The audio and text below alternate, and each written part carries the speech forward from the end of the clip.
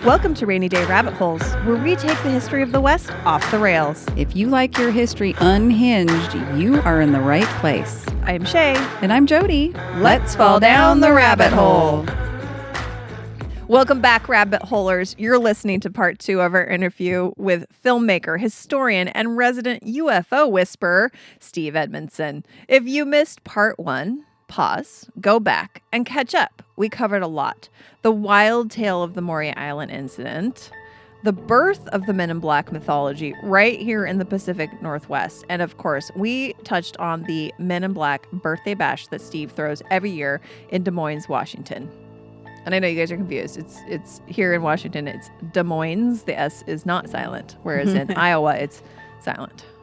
But we're special. Well, in the first word, duh. It's does. Des Moines. Duh. That we don't do des. That would be dumb. Right.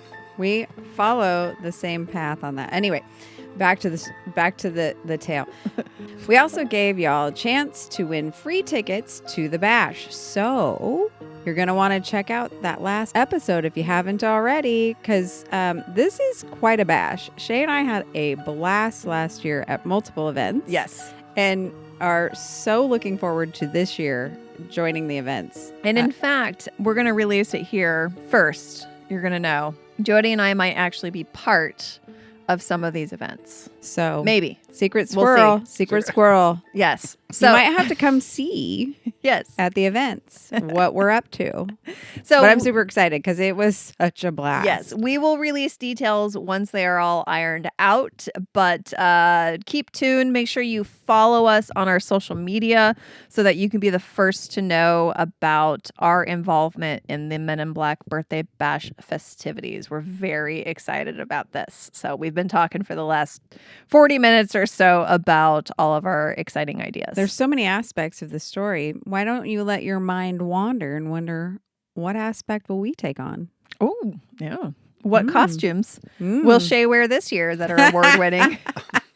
I have to post. We have to post. We're going to bring those back up. My shame. Yeah, well, I don't even think we've talked about it on air. No, we'll get to it. When we talk more about the bash, we'll get to it. And my life. I may not have won an award at the festival, but a friend of mine, she almost did. Gave me a Shea did. Not this Shea. We'll fill you in later. Yes. Best time ever. Still I'm blushing right now. I cannot stop laughing about it to this day. Last episode, again, we talked all about the Maury Island Incident, and we left you at a bit of a cliffhanger after the 2 newly minted Air Force officers, investigators, tragically died in a mysterious crash around Kelso, Washington. And this leads us right into the government's involvement in the Maury Island Incident and the Men in Black and the FBI investigation around this incident. And once again, we are here with Steve Edmiston, and he is going to tell us more about this spooky stuff. Spooky, mysterious. That's why we call them spooks. Because they're spooky. They are.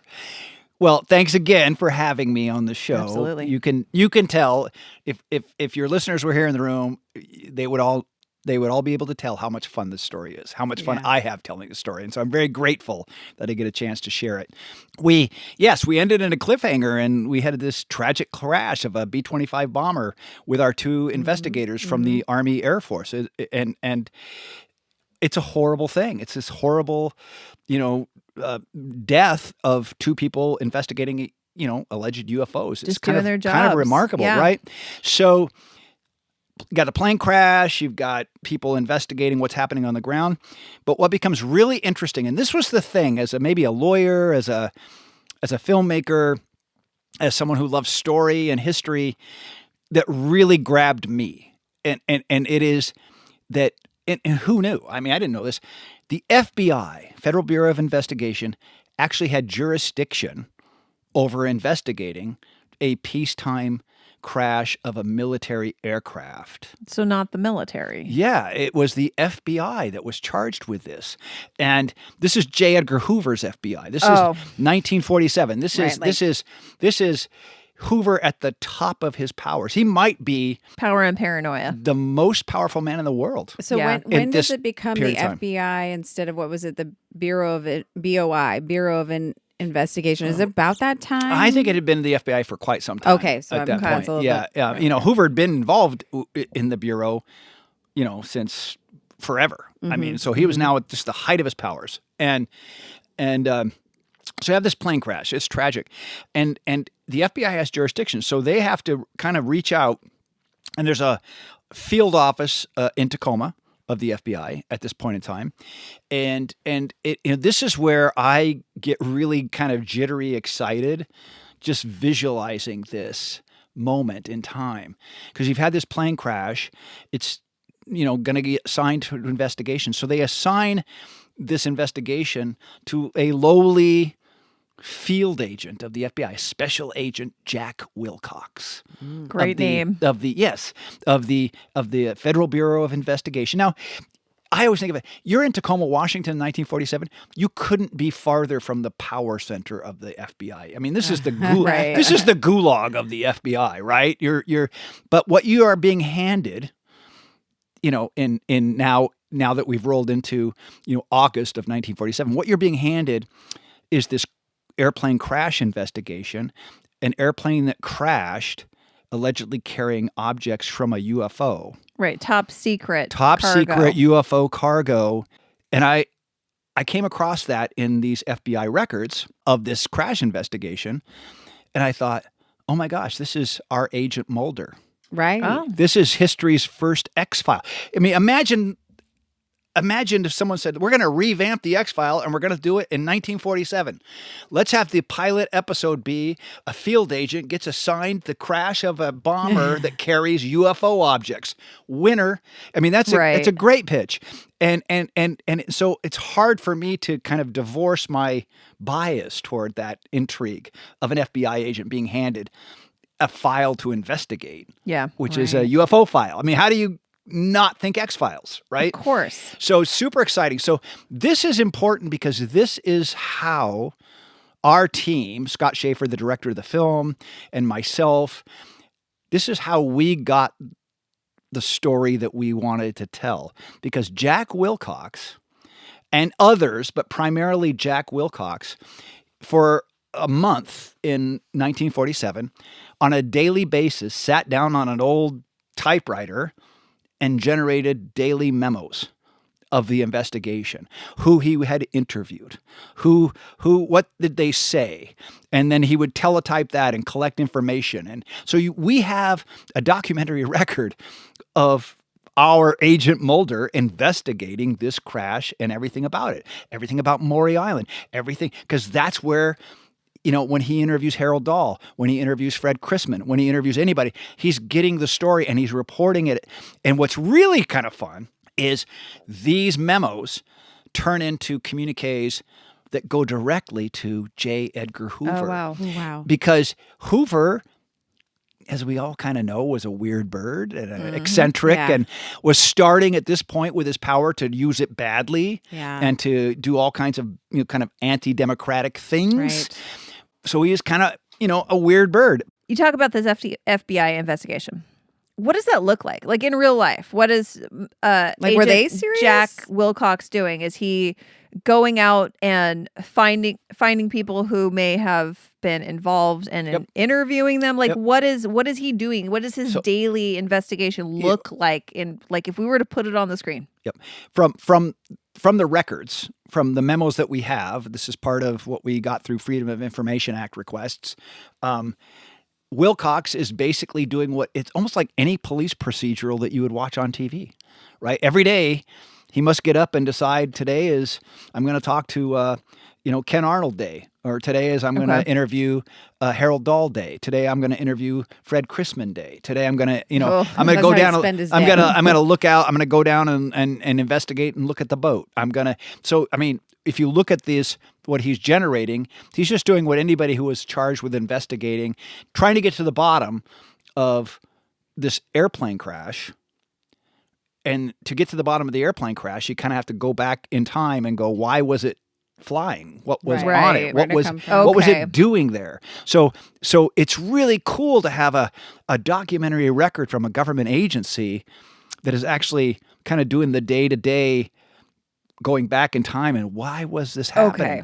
And this is, of course, Interesting. happening during the Summer of the Saucers, when everything about UFOs is a big deal. So Wilcox, his investigation begins on about August 6th.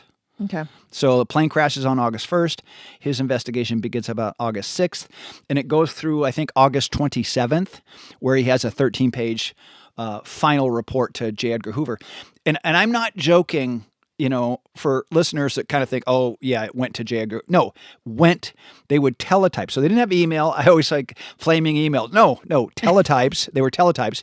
And Email. and Hoover was so into UFOs. He was a weird guy. And so, Do you think that drove the story a little bit more? Did it increase their activity in it? Take it more seriously? Yes, than maybe they would have. I suspect that if the director of the FBI is taking these things seriously, there's comments that Hoover was making about Roswell at this time, in terms of, and he kind of dismisses it, which is kind of funny. If you're like, I'm on yeah, your yeah, Oh, that yeah, rubs yeah. the Roswell people raw. Yeah. But Hoover. Oh, sorry. Suck it, Roswell. Yeah, Roswell can suck it. RCSI. The Hoover is weighing in. So just to prove the point that he's personally involved in our little UFO story, which I think is a remarkable thing. Yeah. In the Pacific Northwest, he's writing teletypes directly to Wilcox. Yeah. Oh, So it's not going through Wilcox's bosses, not going Wow. through Hoover's deputy. And on August 14th, so he's been at this for 8 days. On August 14th, there's been a bunch of storytelling that is somewhat confusing. And Harold Dahl has started to tell people that he made it up. Right? And this is really the key point of everything that we do. And the reason Harold Dahl starts to say, I made it all up, isn't because he made it all up. It's because he's faced so much public ridicule. Right. And so many bad things, according to Harold, have happened to him, like the Men in Black warned would happen to him. Okay. And I mean, things like his son disappears and his wife gets ill and his business is vandalized. I mean, just a whole litany of things he alleges happened to him, that he's saying, I need to not be the crazy guy who said he saw a UFO. I will invent a story. And the invented story is that I made it all up. Right. I would rather be known as the biggest liar, and I'm now quoting Jack Wilcox.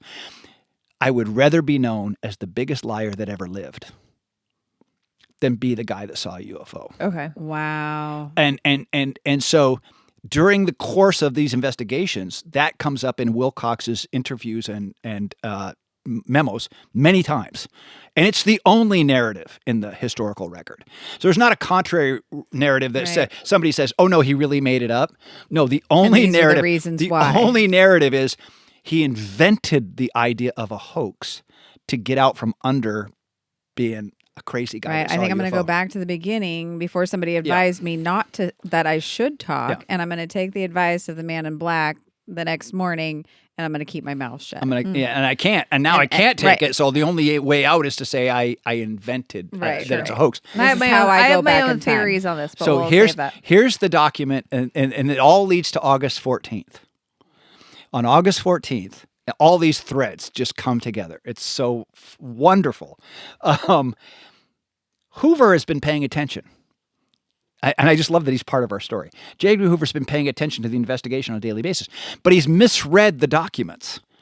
And he's reading them, and he's seeing that Harold Dahl is saying that he made it up.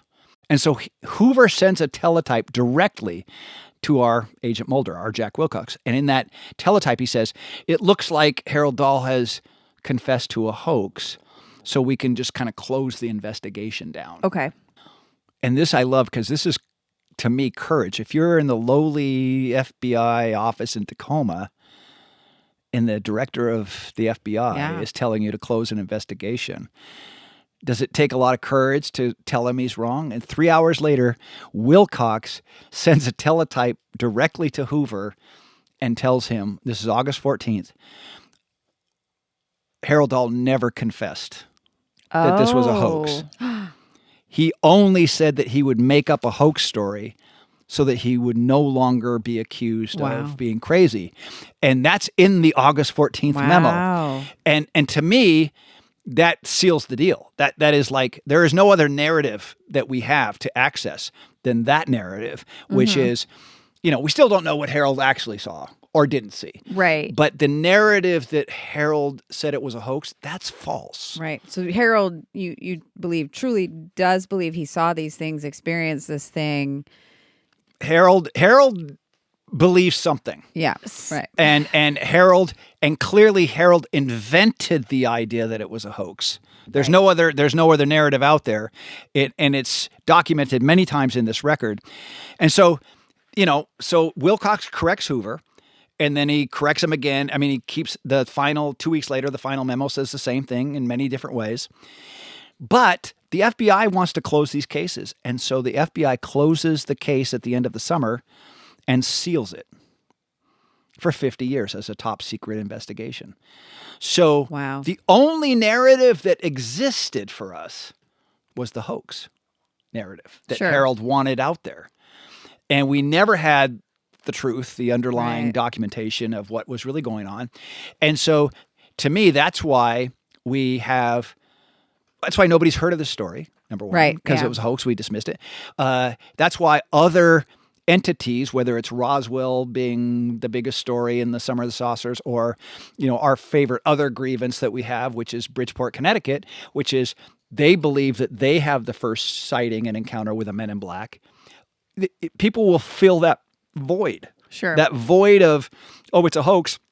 It got filled. So other entities and cities think that they invented the Men in Black story, and Roswell thinks they're the only story. So, but now we know, I think, a truth. Even if we don't know what really happened, we certainly know from the FBI records, and this is why we hung our movie on this so heavily, that, the Maury Island incident, wasn't a confessed hoax. We know that part. We don't know what really happened. We don't know if, we also know it was the first time that someone said, oh, by the way, this thing called a Men in Black showed up at my door. First time that ever happened.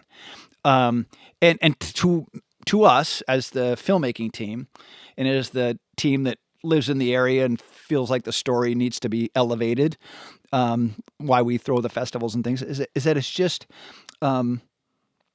it just seems important to get it right. And to get the historical narrative right. Yes. And there can be many questions that we can't answer. Sure. But until we get past this mistake about it's a hoax, until we get everybody past that, then you don't have all the crazy. There are thousands of people that want to do research on Roswell still. Right. And we don't have thousands of people who want to do research on Maury Island or Ken Arnold. And they should be. Mm-hmm. It's equally of importance and interest. And so we got to fix that part. And that's why we do all the things we do. Yes. Is try to get that out there. So that's, to me, the X-Files in 1947 component that just makes it super exciting. And it's, even in the movie, if you went through and looked at the documents, we tried to even kind of co-opt dialogue from those documents.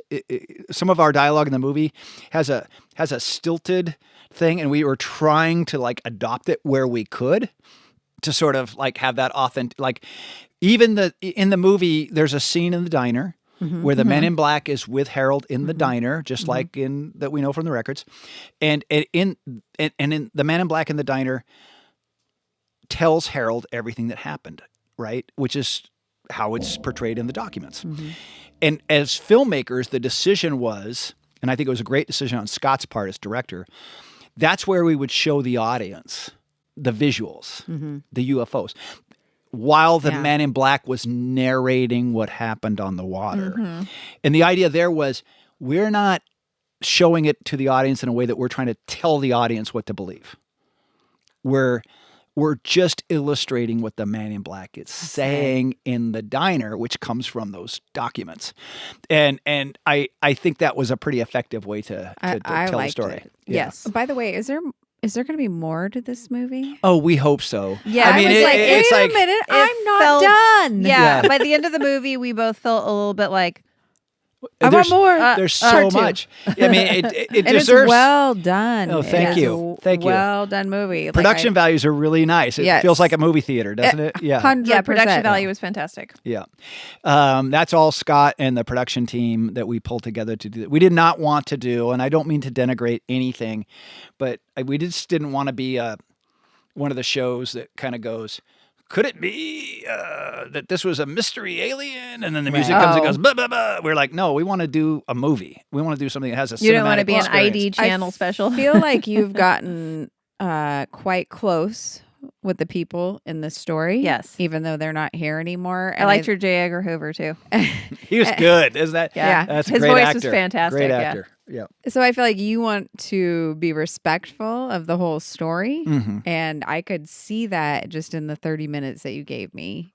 And I want to see growth on that. Yeah, we'd like Yeah. to see the next you chapter. made these people real, tangible humans, not somebody we just make fun of that believed in UFOs or they're crazy and they saw this thing and reported it for attention or whatever it is. Out of all the characters, I felt like you value these humans that you've become close to in all your research, and I want to see more of that. Well, thank you. We would like to do more. I have this idea of how to open an actual movie with the plane crash. That's my goal. Oh yeah, that's just a to great. sort of like just nail it. Just sort of Yeah. nail this exciting moment. Well, if you need any 1940s housewives, Jody and I There you go. There you go. Yes. Well, I've always wanted to act in true crime, so I appreciate you the compliment on. You said you took it seriously, or can't remember exactly how you said Value it. the but people. Value the people. Mhm. That actually turned out to be kind of an interesting thing that's happened. Is we've been approached since the movie came out. One of Harold Dahl's great granddaughters approached us and basically has said and has come to some of our events and said, "You just treated right, him with such respect. You Right. didn't make him. You sort of showed a man in torment." right. You know, I and don't that was want to see that was what I saw, but I saw it. Yeah, Like, I mean, and we wanted to portray that he had to make a choice about how he wanted to be live the rest of his life. Yeah, right? I felt like it was respectful when I was And- watching the movie. It was like this man is telling a tale that most people are going to think he's got schizophrenia telling. And it's that kind of tale, but it was real. And he is not, we're not going to discount his story based on mental health or drugs or I don't know, whatever excuses we give Yep. to these crazy things that people experience that just cannot be real. You did a nice job with. I Thank thought. you. Thank you. Well, we'd love to do more. It's sort of in the long-term, list of things we want to do. Filmmaking, as I'm sure you're aware, is the issue. Orson Welles once said, I'm a filmmaker, I've won Academy Awards, and I spend 98% of my time raising money. Right. You know, I was it is wondering all that about the entire time I It's about watched it It's all because about financing. it was high quality. So I was thinking that myself. Jody and I will donate our acting time. There you go. Blows Right me, on. but I don't know if that's quality. But I mean, I was in That's sixth called, grade play. You're saying you'll sign an attachment agreement. You're now attached to Well, the thank project. goodness we have a lawyer here to help us. I could easily be paid by just access to craft services. There you That's go. all I need. know. Good I just craft want services snacks. are the yes, best. exactly. I've done that before. So before we move on, I have a couple of questions. So first off, in our research into the Maury Island incident and the Men in Black, by a couple of different sources, we have been told another incident in this whole saga of the Men in Black being reported was that those two Army Air Force investigators, when they showed up to Tacoma, they went to the local Woolworths in Tacoma and they didn't want to show up in their army uniforms. So they had a very small budget to get civilian clothes. So they went to the Woolworths. They got the cheapest suits they could, which were black suits. So they show up to the interview with Kenneth Arnold and Fred Crisman and Harold Palmer in black suits, which is another sort of quote unquote sighting of the Men in Black, Right. but it was just these two. Now, have you heard that, and what credence do you give to that version of the story? I actually, if I've heard it, I've kind of lodged it away somewhere as a, because we didn't go down that path. Obviously, we were, they showed up, they landed, they were wearing what they were wearing and they showed up to do the investigations and they left.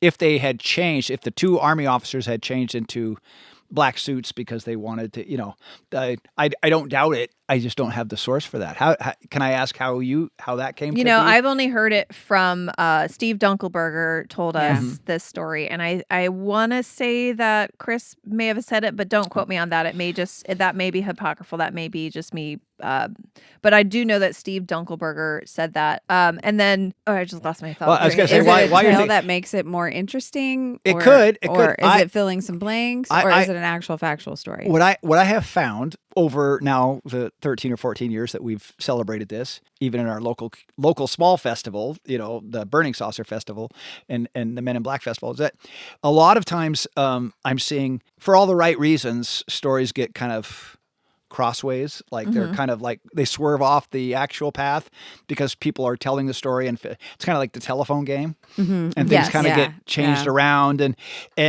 I don't mind that at all, because you just kind of chase it down. You kind of go, oh, that's interesting. If they switched and they actually also looked like Men in Black because they got redressed and it was just what was available, etc. I would love to know more. I mean, I have no pride of ownership of this is the only way to tell the story. I always want more information. I have found many instances where people said this is how it happened, and because I either already know, information that's not quite how it, that contradicts or that. Or I don't know, and then we go out and we figure it out. Sure. And the goal is always to massage it to the best version of a truth, right? That's the goal, right? So How do you what's the best version, though? Is it the best interesting storytelling version, or is the best version where we have the best facts? The best supported version? That is a great question, because I think there are two answers. One is, if I was making a documentary, if I'm a documentary filmmaker, then my best version is probably, just the unadulterated storytelling. And if, for example, we'll talk about Fred Crisman. Fred Crisman comes in. I've just got to spend time on Fred Crisman, because here he is. He came in the day later after the investigations and the crash. If I'm a narrative filmmaker, which is what I do, I'm not a documentary, then I want the best version of the truth that also entertains an audience. Sure. Those are not the same thing. Right. Sure. And so, my version is people leave it, they want to know more, they go find out more, and I love it, and they go, you got that wrong. And I go, yeah, I know, we had to make a choice. That's okay. Right. There's an hour and a half to 2 hours in this movie, and we really want you to feel to good about the movie. A to B, So those are interesting. So the questions is perfect, and I can't do it. All I can say is there's two answers. Well, yeah, and I mean, I wasn't presented with any resources that actually supported this other than just hearsay. Similarly, the story of the newspaper reporter who, after this interview with Kenneth Arnold and the other gentleman in the hotel room at the Winthrop Hotel, said that he got called by a mysterious anonymous caller, and they recounted every detail of that interview. Yeah. Is there any actual support for that? Who knows? And then the other one is the myth that when Kenneth Arnold showed up to Tacoma, he didn't have a hotel reservation. Yep. He went directly to the Winthrop Hotel because it was the finest hotel in Tacoma at the time. And they said, oh, Mr. Arnold, we already have a reservation for you. Now, creepy. For me, because at that point, what's the Ray Palmer from Amazing Stories? He was already involved. He was part of the reason that Kenneth Arnold was involved in this. Yes.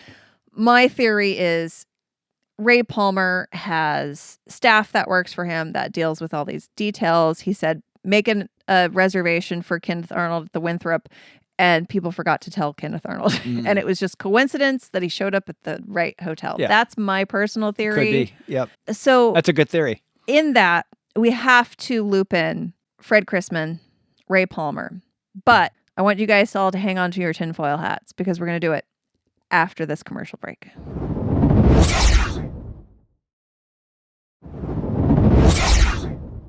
Okay, and we are back from the break. And if you guys want to hear more of our fantastic conversation with Steve Edmiston, filmmaker, historian, UFO whisperer extraordinaire. And so he's blushing now. Look at him. So many other things we won't even talk about. I know. You're going to have to probably join our Patreon to listen to everything.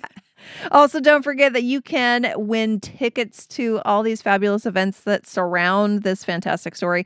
You just need to go to rainydayrabitholes.com for everything. Okay. So before the break, I promise, we are going to get into Fred Crisman, who I've mentioned over and over again. Like, I just cannot give it up like a dog with a bone. Because to me, if Fred Crisman was not involved in this story, and we will get into why, if he was not involved in this story, I would give it a lot more credibility. And I feel like everyone would have. Mm-hmm.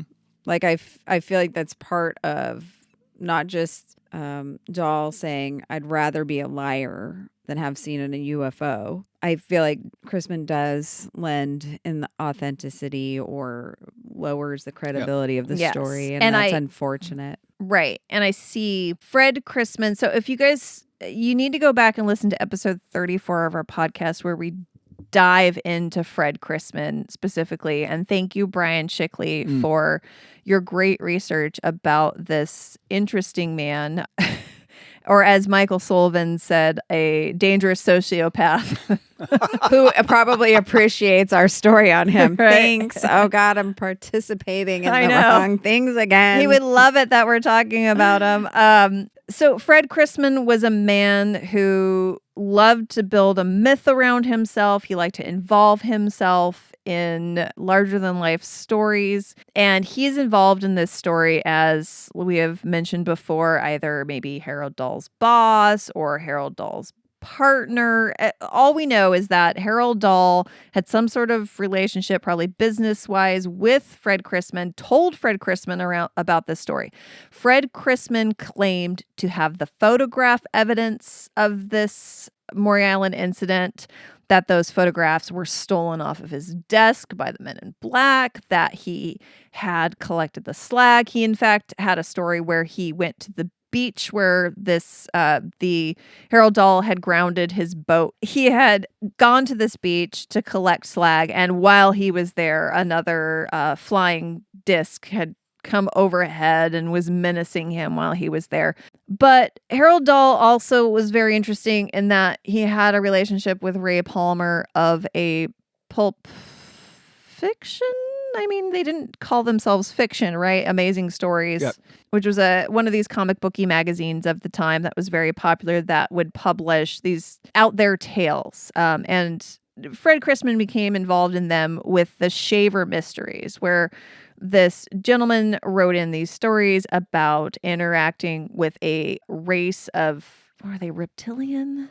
And Sort of creatures. Daros. They lived deep underground and in the middle of the earth in lava tubes, and they like to kidnap and sexually assault women and eat human flesh. And Fred Crisman wrote in stating that when he had been shot down over Burma, that him and his associate had encountered these creatures way before Shaver. Right. He had to be like, no, I'm the one who really knows about them, and bravely fought his way out, sustaining injuries. But he saved thousands of people on his way out? No? I'm just his assuming. mind, sure. Right. I'm just continuing the story Fred Crisman style.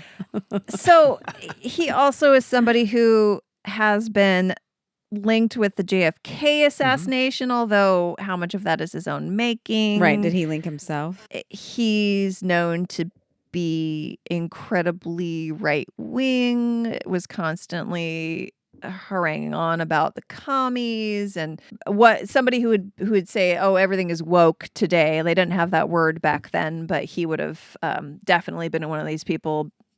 He would be an anti-DEI podcaster. He would love Joe Rogan. He is like the more extreme Joe Rogan of today. I don't know.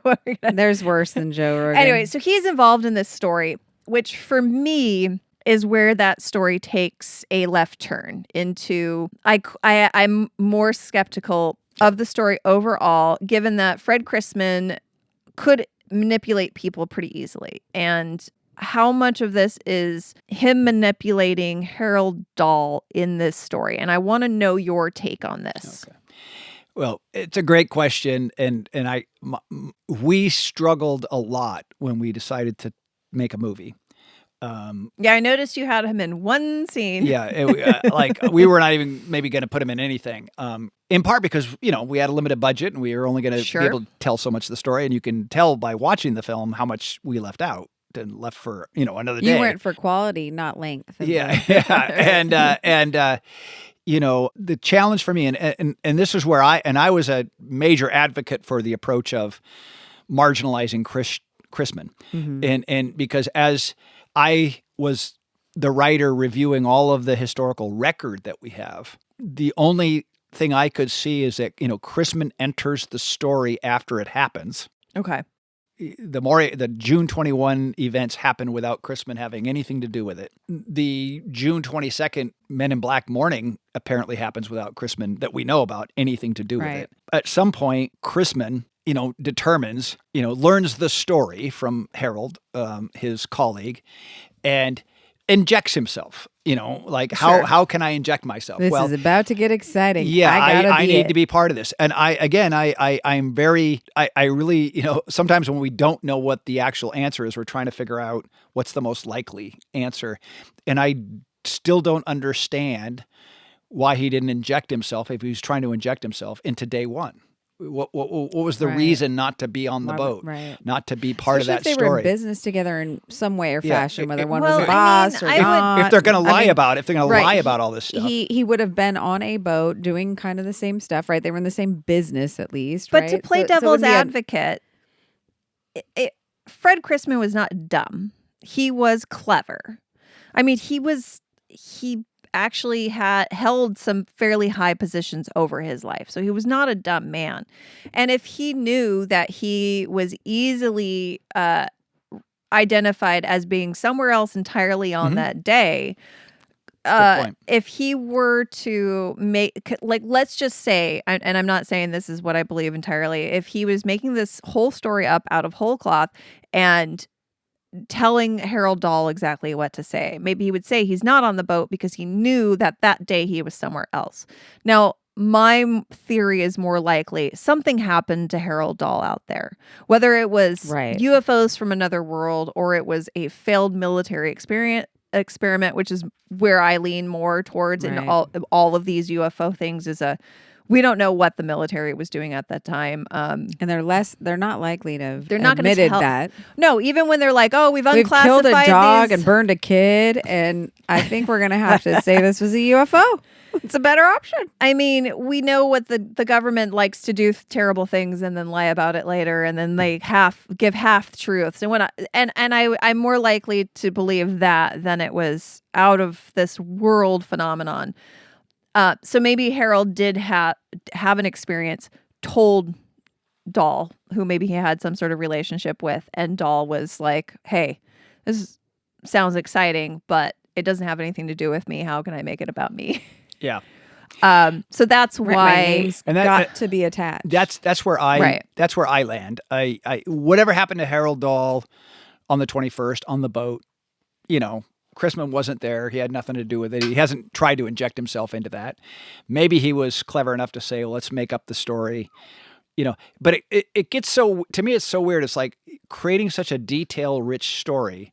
Most people don't do that. They devolve to let's go in the forest and see something. And I don't know. Look at what Fred Crisman wrote into. But that's Fred. I mean, that's what I'm saying. Fred's unique.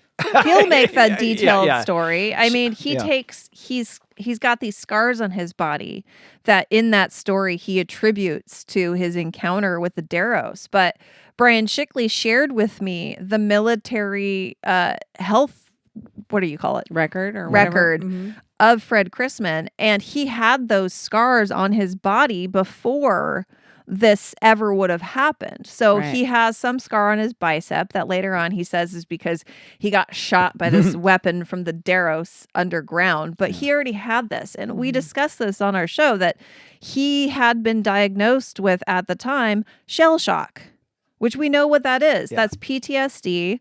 He had obvious signs of mental instability. In a time and space where that was not recognized in a way where we want to help you or treat you. It's more like, oh boy, off to the side you go. And you look at his history of paranoia, it really, it lends credence towards that mental illness. And so he was not afraid to make up stories and probably fully believe them. So since you've read the actual well, I'm not sure if you going back read these reports, but is there? Oh, Steve's probably read all the reports. Well, I mean, like Let's just Dahl's assume that. report straight to the FBI, his account straight to the FBI. Are how are they different from something Crisman said? Does Crisman add a lot of flavor to it to make it? I mean, in the FBI records where Jack Wilcox and a few others, but primarily Jack Wilcox, are out interviewing everybody, including Crisman.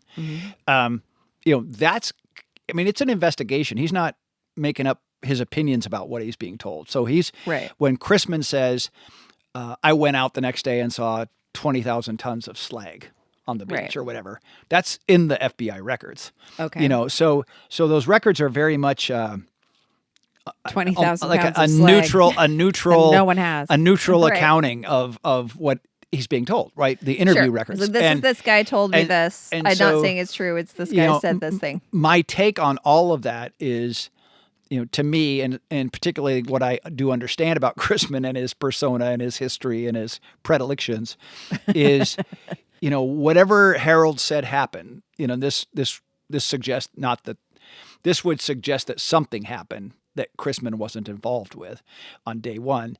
Whatever happened, it was too juicy for Crisman to just let go. Yeah. And so how does a guy like Crisman inject himself into the story? Well, if that's what you think happened, then every document in the FBI records makes sense. Because I went the next day. I did this. He filled holes. He was like, I got all this information and now I'm the lead. And of course, I think, no doubt in my mind, someone like Harold Dahl would never have dreamt to reach out to a Ray Palmer.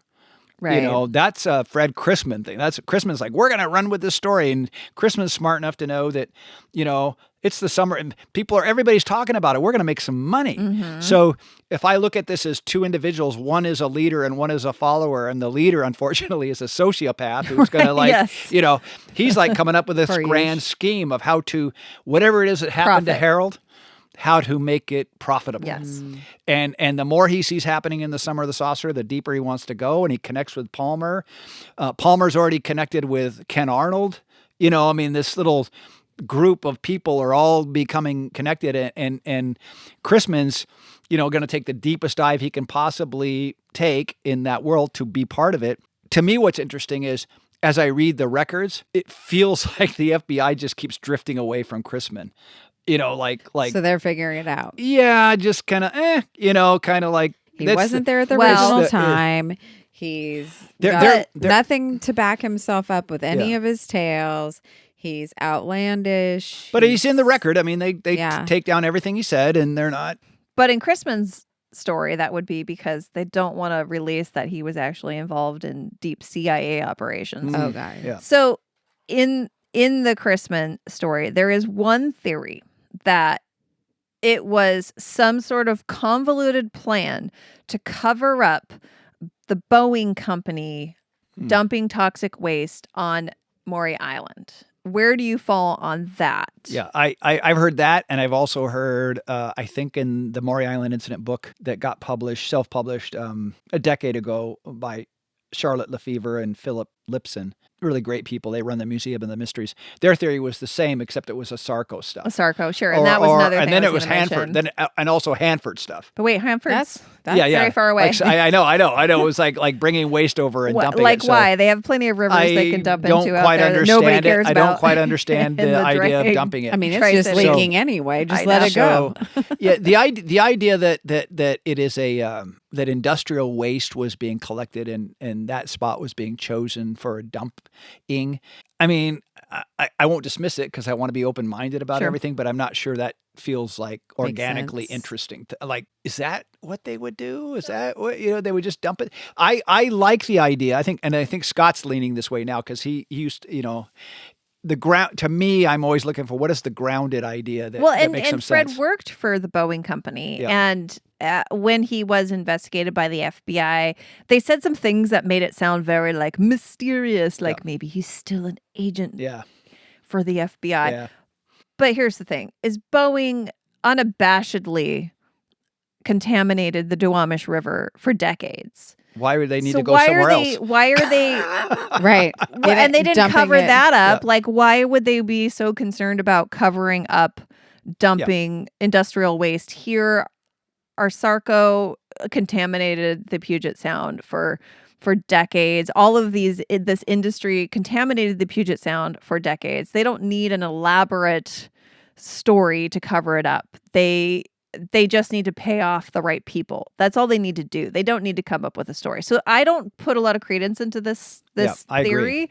I think it's worth mentioning. It's interesting because especially Brian did mention, like, you can find barrels on. He said that you can find barrels on Maury Island Beach. I haven't been there, so I can't confirm nor deny Barrels of what supposedly would be Leftover toxic drums. waste. Yeah, Yeah. leftover drums. Oh, from them dropping it. Got Yeah. you. And then also a Sarco industrial waste slag is all throughout the Puget Sound. I mean, that's why Frank Herbert was inspired by this area of the Puget Sound in Tacoma to write Dune, is because the slag on the beaches created this like beautiful, weird environment that was otherworldly. The spice must It's flow. why when we exactly. had a boat, we would get crabbing permits, drop our traps, and do our thing, and then let them go. Because you don't want to eat those things. Yeah. No? Yeah, I agree with you. I find it hard. In the 1940s, industrial America did not need to be shady about where they No. were dumping stuff because they were just No, dumping it wasn't a thing. They would look at You you wouldn't right in the hide. eyes, Yeah, smile, go, and dump a dump it in the barrel back 40. into, and they're like, That's what the rivers for. right, Yeah. exactly. It So- takes it all away. It takes So that one's It hard. washes. The river washes. The one, if someone, I get asked all the time, what do you think actually happened? And I just say, I'm just open-minded about it. I got not, but I go, if I had to, if the assumption is something happened, Mm-hmm. that they saw something, and you have to pick something, you have to pick something.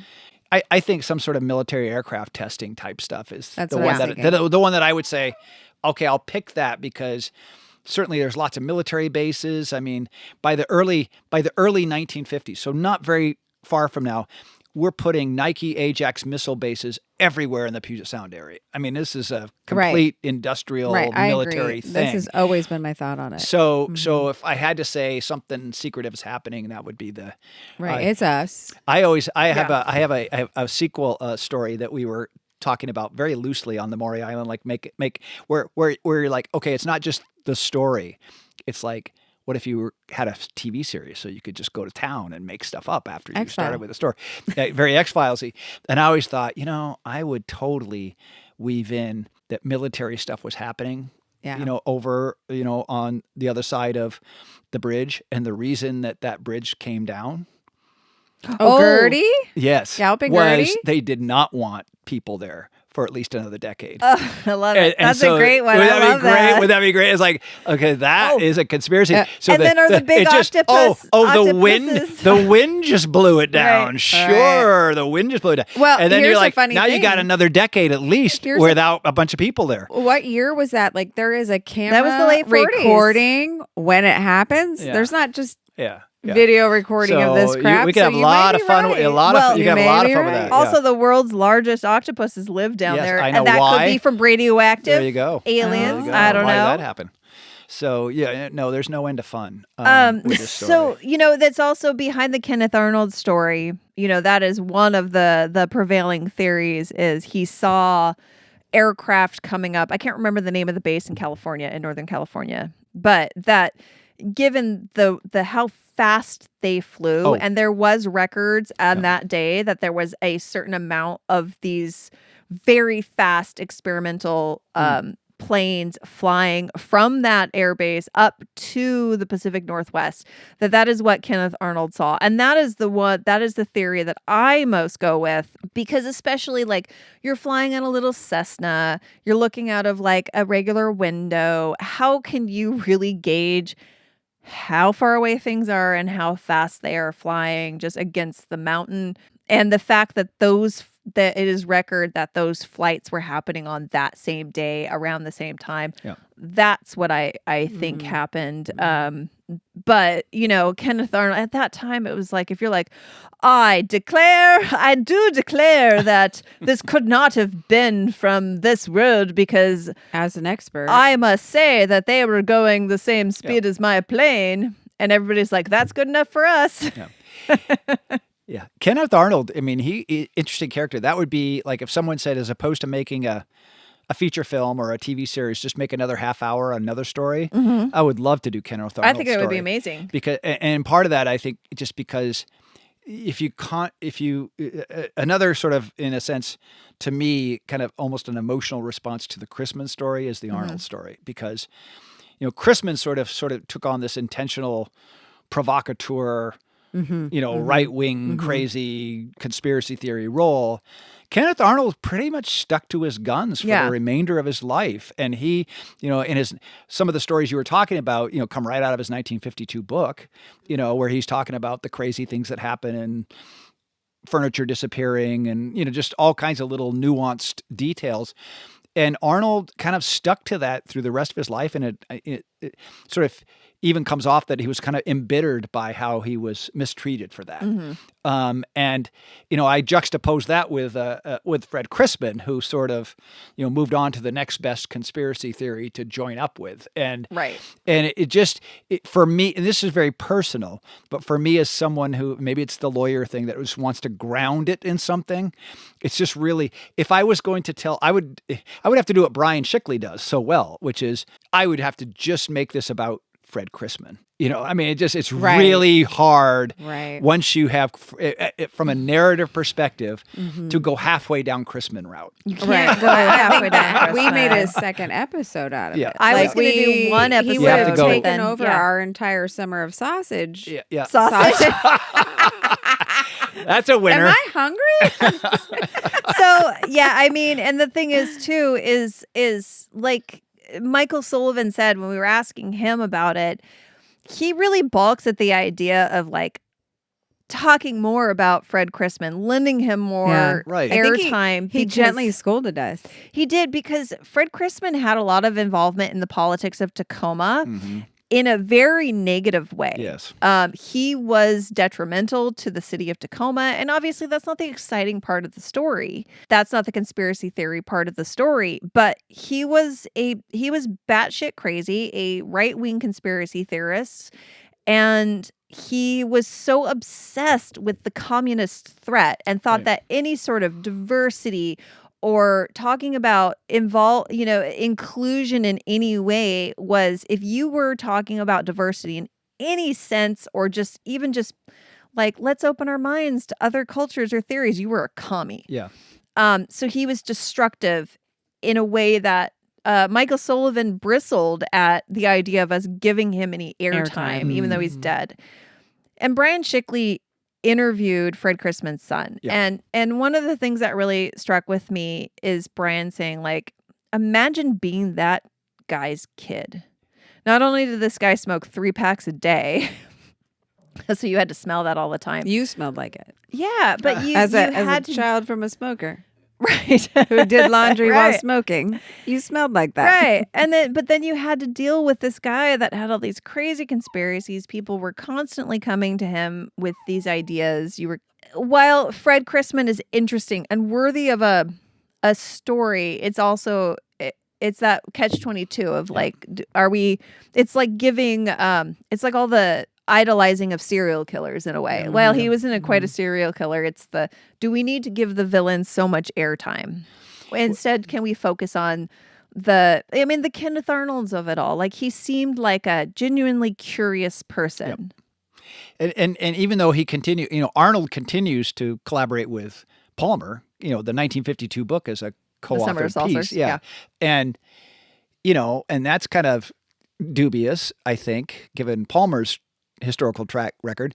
But, you read the book, the 1952 book, Summer of the Coming of the Saucers, and it just feels authentic to what he thinks happened. Right. It doesn't feel exaggerated if it had just been written by Ray Palmer or just been written by, Fred Crisman. It just sort of feels like he's trying to tell the story as best as he recalls it or experienced it or, heard it. And I always marvel that he just kind of stuck with it. He just didn't give in. He didn't, he kind of disappeared from the limelight a little bit, but I think he's also a case study. My idea of opening a movie about Kenneth Arnold would be on his deathbed, just sort of like being, essentially embittered by the life that he was forced to lead because, what he did was not what Harold did. Harold said, I'm going to be a liar and no one's going to pay attention to me anymore. Yeah. And Kenneth Arnold said, I'm never going to back down on what I saw or what I heard or what I experienced with you. I'm not a liar. I don't know what this was. And so if you look at Harold's sort of getting away from it, you kind of go, well, Harold might have made a better choice because it really hurt Ken Arnold throughout his life. Dang it. Isn't that weird? And I think that's what's happening today is at least people can, what's not weird, what's interesting about today and UFOs and Department of Defense revealing videos of the Tic Tac, all that stuff. I mean, it doesn't seem to have quite the same. I don't think people understand how much people got this terrible, reputation for saying they saw this. They were just and the government was behind a lot of that. Think about what happened to people who were quote unquote crazy or mentally unstable at that time. How we viewed them, how their families had to live a life of shame, and then we tried to isolate them in hospitals so we didn't have to see them.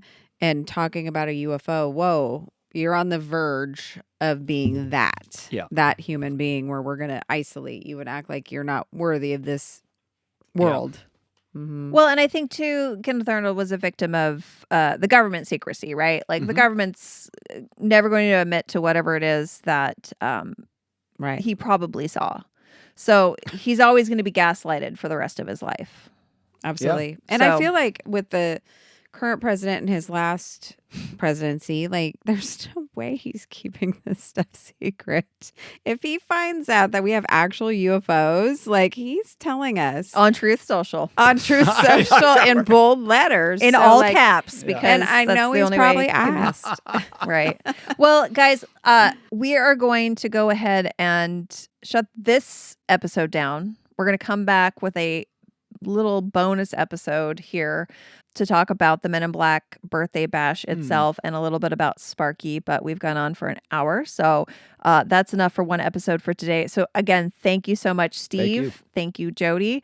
Don't forget, go to rainydayrabitholes.com to enter the contest to win. It is a fun event. So tickets to the Men in Black birthday bash. Go to our website to figure out how to win tickets. Also, go figure out how to buy tickets. Yes. Because if you're like me and you're not lucky and you have to earn everything, you might want to just go buy the tickets. It's a fun event. And we will have links to the Men in Black birthday bash website where you can buy tickets, but you can just Google Men in Black birthday bash and it'll take you to the website, to the social media. But rainydayrabitholes.com, and we will see you again for a little bit more discussion about the birthday bash itself and Sparky. And thank you, and see you down the rabbit hole. I don't know what this was. I'm going to laugh from now on now. I know, right? It doesn't even matter because I'm just looking in your eyes. I'm not watching your hands. Thank you, Steve, so much. Yeah. Well, this is part of what makes us doing this podcast so fulfilling is This makes the spending work worth time with people like you. The work that we do. I mean, and it's still morning. Oh, it's not even one. Good job, us. Yes, the fame and fortune isn't enough. Mm-hmm. No, the $63 a month we make off this podcast is not quite enough to fulfill our souls. No, it's the interaction with other people. All right. Shay, you haven't subtracted our costs. We do not make $63. No, we're not making that. We are still, eventually, though, we're going to have to legally make a profit at this. Otherwise, it's a hobby. We can't keep writing off our losses. Right. Which is why we get 2 years. The podcaster. Yeah, I think we're about there. October, we're donezo. I'm just kidding. We're either a business. We are either going to fly or be a hobby. Yep. We need to start that podcaster sleep away summer camp. All right, here we go. All right, let's do this.